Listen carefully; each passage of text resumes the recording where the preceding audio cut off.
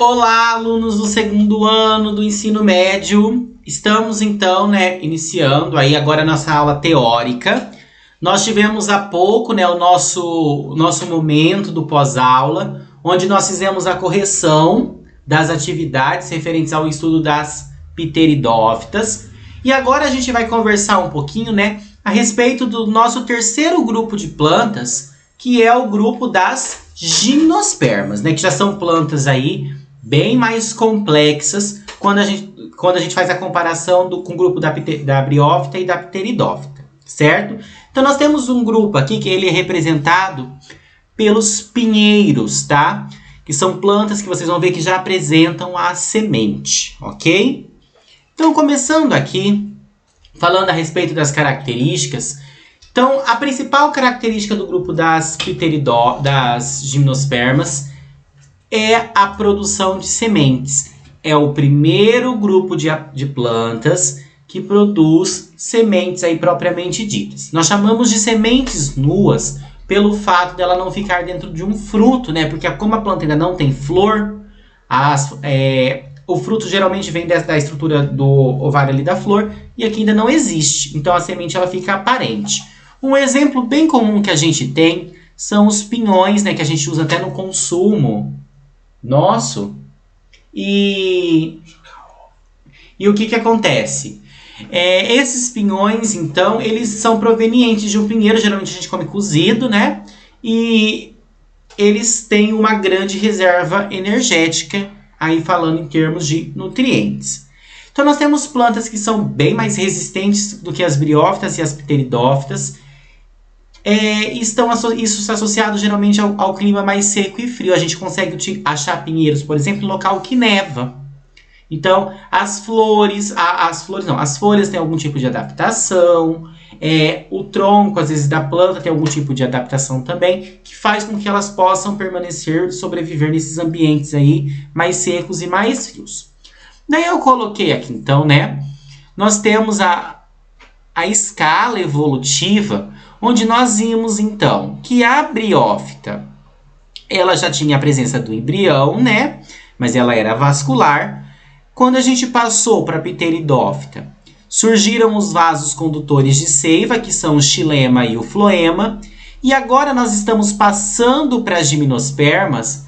Nós já temos as plantas, então, com a presença de sementes, certo?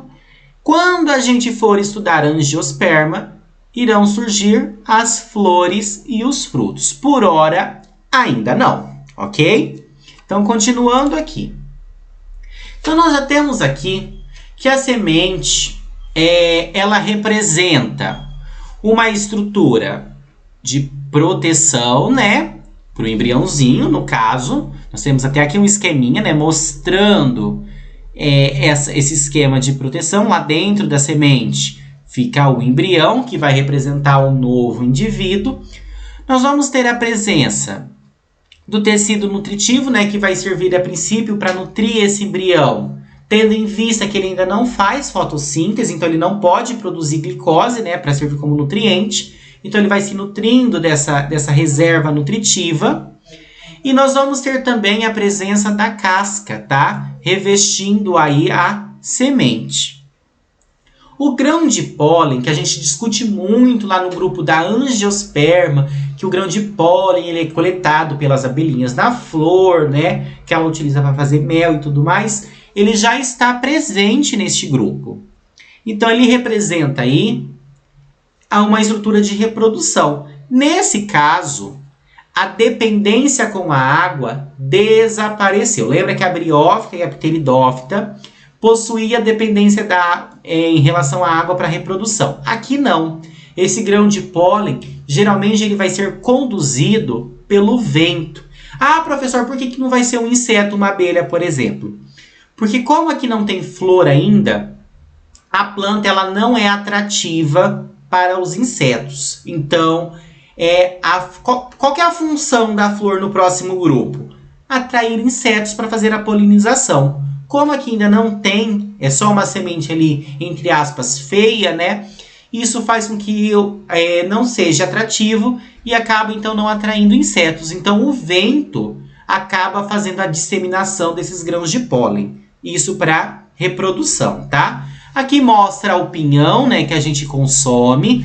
Então, nós temos uma casca dura, que é representada em marrom.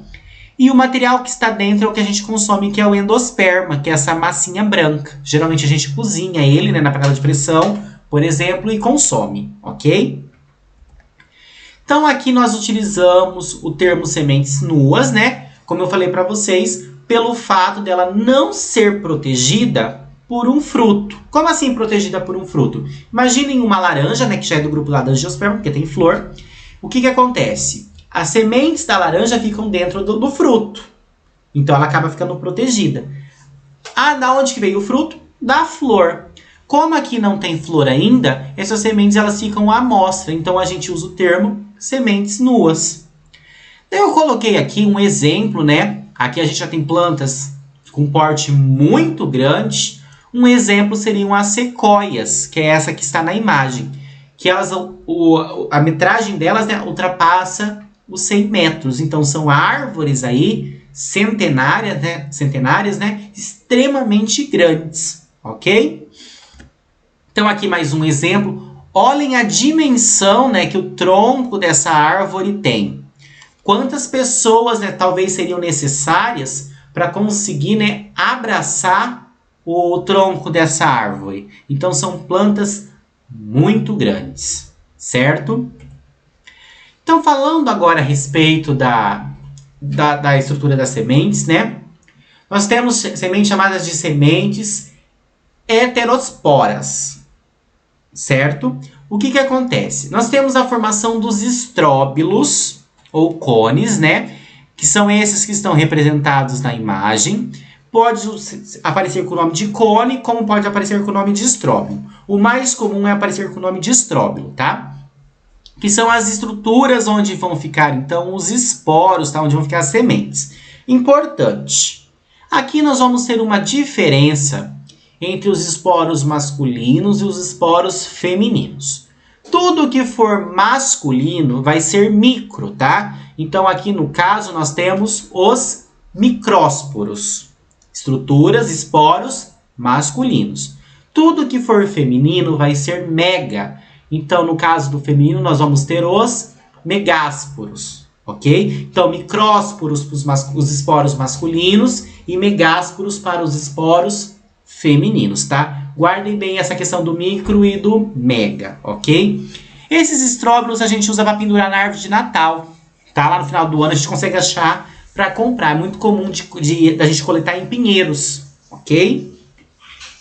Então, aqui eu coloquei uma representação, né? Só didaticamente falando, do estróbilo feminino e do masculino, para vocês verem que tem diferenças visuais de um para outro, ok?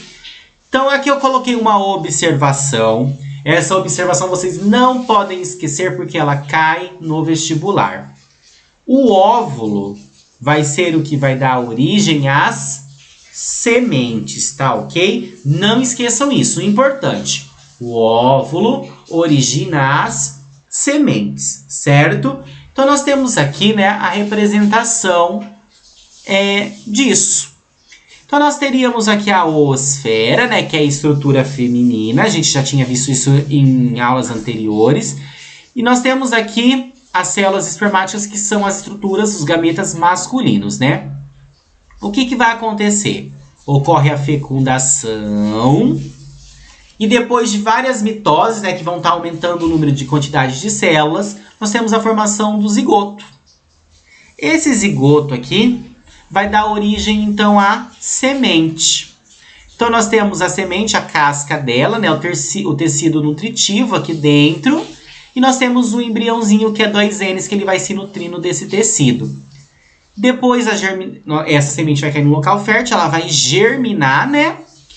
A semente ali vai se romper e a planta vai começar a se desenvolver. E daí nós temos o desenvolvimento do esporófito, que seria a fase aí duradoura, ok? Falando um pouquinho a respeito dos grupos, né, dos filos, o primeiro dele nós temos essa espécie de mini coqueirinho aqui, né, que é de jardim, que é chamado de cicadófitas, tá? que são esses exemplares aqui, que é muito comum na utilização de paisagismo, como plantas aí ornamentais. Nós temos os gincófitos, né, as gincófitas, que são essas plantas aqui que tem uma coloração bastante exuberante, né? Nós temos as guinetófitas. A planta não está morta, tá? É uma planta de região desértica. Ela tem esse aspecto estranho, esse aspecto feio aqui, meio que parece uma planta que está morrendo, que ela está secando, mas é característica da própria planta. Nós temos as coníferas, que é o grupo mais comum que representam os pinheiros. Aqui nós temos, por exemplo, uma araucária, muito comum ali no Paraná, na região próxima a Curitiba, certo? Formando um bioma, né, chamado de Mata das Araucárias. Falando agora a respeito da reprodução, né, das gimnospermas, nós temos que a fase duradoura, então, é o esporófito, e que a fase reprodutiva é o gametófito, certo? Nós temos uma independência com a água, né, que eu já tinha falado com vocês. Nós não temos a água aqui mais envolvida. E a polinização, então, a disseminação do grão de pólen ocorre através do vento. Tem nome? Tem. Essa disseminação através do vento a gente chama de anemofilia, ok? Nome estranho, mas seria, então, a dispersão do grão de pólen via vento. As sementes, elas são carregadas pelas aves, tá? E, em especial, as gralhas, como a gralha azul, ok? Então, a ave consome essa semente e depois, através das fezes, acaba fazendo a disseminação e com isso, a formação de novas plantas, certo? Então, aqui eu coloquei o ciclo de vida das gimnospermas. Então, nós temos aqui um pinheirinho, né? Que ele está formando os estróbilos masculinos, tá? O cone aí masculino ou o estróbilo masculino. E nós vamos ter um outro pinheirinho, né? Formando o estróbilo ou cone feminino, certo? Então, a plantinha masculina e a plantinha feminina. Ou o galho masculino, galho feminino. No cone masculino, no estróbilo ali masculino, nós temos a formação do grão de pólen, tá? Enquanto que no cone feminino, nós temos a presença da oosfera. O que vai acontecer? O grão de pólen do cone masculino, ele vai sofrer o processo de maturação e como ele é muito leve, ele vai ser carregado através do vento. Volto a falar que não tem a presença dos insetos, porque esses cones eles não são atrativos. Então, o grão de pólen acaba sendo carregado e levado pelo vento de maneira aleatória. O que acontece? O grão de pólen vai cair sobre a estrutura feminina, que é onde está a oosfera. Vai fecundar a estrutura feminina e daí nós temos então, né, depois dessa fecundação, a formação de um tubo chamado de tubo polínico. Essa formação vai dar origem, né, à semente. E essa semente, como a gente já viu, ela vai ter a casca, ela vai ter a reserva nutritiva pelo fato do embrião não fazer fotossíntese e vai servir para nutrir o embrião nos primeiros ali dias. A semente vai cair no local fértil, lembrando que essa semente pode ser carregada por aves, em especial a gralha azul, ou as gralhas, né?